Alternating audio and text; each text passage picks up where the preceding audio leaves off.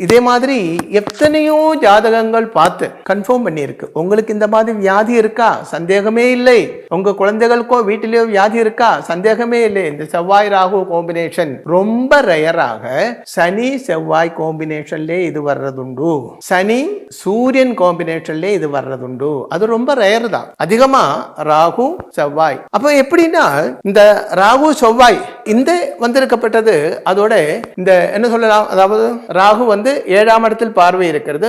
சனியும் அந்த 7ஆம் இடம், சனிக்கு தான் இருக்கப்பட்ட இடத்துல 10ல் பார்வை. அப்போ இங்கே இருந்து இந்த மிதுன ராசி என்று சொல்லும் பொழுது மிதுனம் கடகம் வந்து நெஞ்சு பாகம் ஆக இருக்கிறது. அப்போ அந்த குழந்தைக்கு அங்கத்தான் இந்த ப்ராப்ளம், இந்த வியாதி வந்திருக்கிறது.